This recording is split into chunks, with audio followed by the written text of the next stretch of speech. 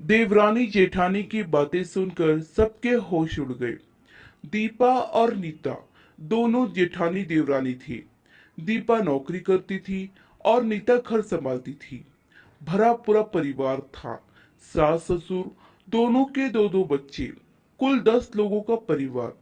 कई सालों बाद दोनों की बुआ सास कुछ दिन अपने भाई के पास रहने आई। सुबह उठते ही बुआ जी ने देखा दीपा जल्दी जल्दी अपने काम निपटा रही थी।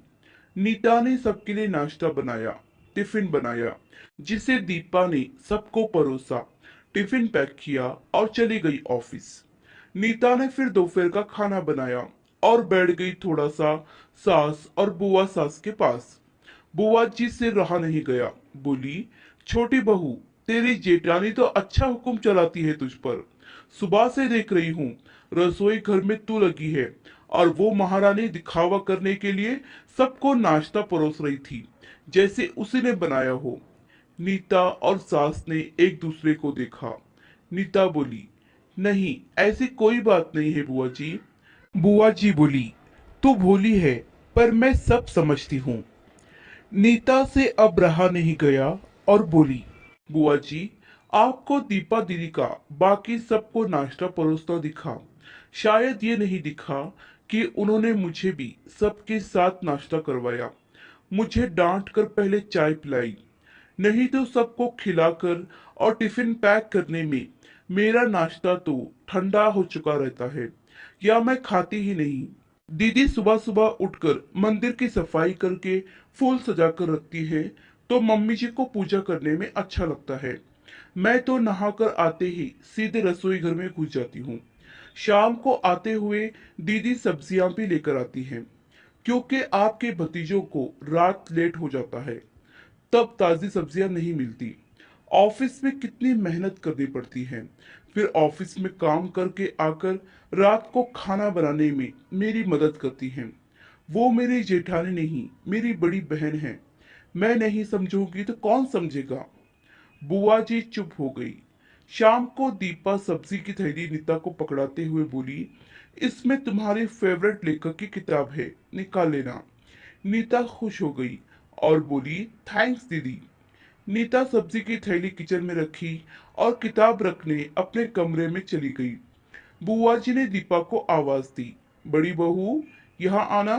दीपा बोली, जी बुआ जी। बुआ जी बोली, तुम इतनी मेहनत करके कमाती हो और ऐसे फालतू किताबों में पैसे व्यर्थ करती हो, वो भी अपनी देवरानी के लिए।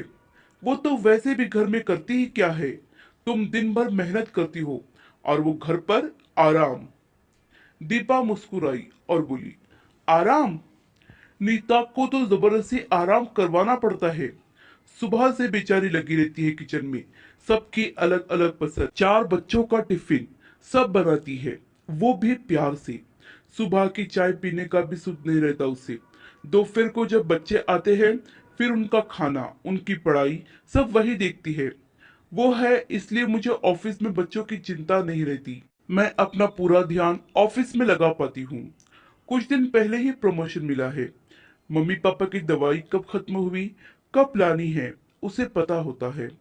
रिश्तेदारों के यहाँ का फंक्शन है, क्या देना है, सब ध्यान रहता है उसे। घर संभालना कोई छोटी बात नहीं है।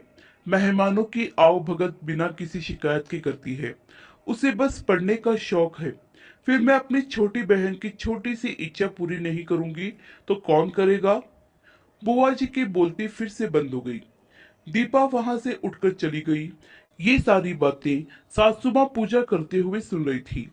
बुआ जी के पास आकर बोली, जीजी, ये दोनों देवरानी जेठानी सगी बहनें जैसी हैं और एक दूसरे का अधूरापन पूरा करती हैं।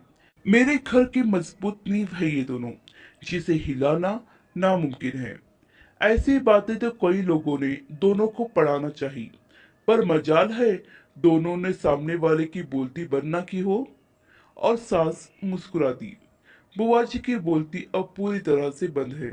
सच है दोस्तों, घर के रिश्तों में अगर प्यार और मजबूती है तो कोई भी इन्हें तोड़ नहीं सकता।